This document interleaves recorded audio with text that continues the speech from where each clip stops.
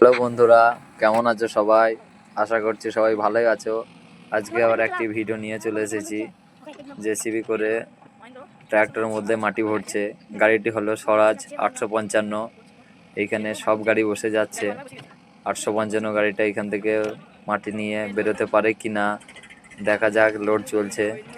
গাড়িটি কিন্তু বড় গাড়ি, স্বরাজ 855। দেখা যাক কি করে, এখান থেকে বেরোতে পারে কি না, না জেসিবি দিয়ে ঠেলতে হয়। এখানটায় খুবই নরম, তলায় কাদা রয়েছে, তার জন্য সব গাড়ি বসে গেছে।